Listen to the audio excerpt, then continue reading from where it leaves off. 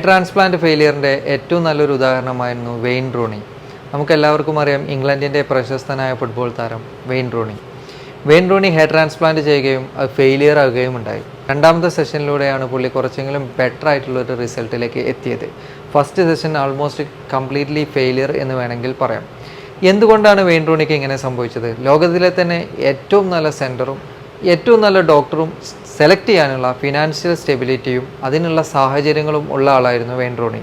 എന്നിട്ടും പുള്ളിയുടെ first surgery completely failure ആയിരുന്നു. രണ്ടാമത്തെ സർജറിയും നമുക്കൊരു 100% സക്സസ് എന്ന് പറയാൻ കഴിയില്ല. അത്രത്തോളം നാച്ചുറൽ റിസൾട്ടും കാര്യങ്ങളൊന്നും കിട്ടിയിട്ടില്ല എന്നുള്ളതാണ്. സോ നമ്മൾ മനസ്സിലാക്കേണ്ടത്, ഹെയർ ട്രാൻസ്പ്ലാന്റ് ചെയ്യുമ്പോൾ ഹെയർ ട്രാൻസ്പ്ലാന്റ് എന്ന് പറയുന്നൊരു പ്രൊസീജിയർ ഓരോ വ്യക്തിയിലും ഡിഫറെൻ്റ് ആണ്. ഓരോ വ്യക്തിയിലും റിസൾട്ടും ഡിഫറെൻ്റ് ആണ്. ഓരോ വ്യക്തിയിലെയും സർജൻ എടുക്കുന്ന ആക്ഷനും ഡിഫറെൻ്റ് ആണ്. എല്ലാം ഡിഫറെൻ്റ് ആണ്. സോ എത്രത്തോളം നിങ്ങൾ ആരുടെ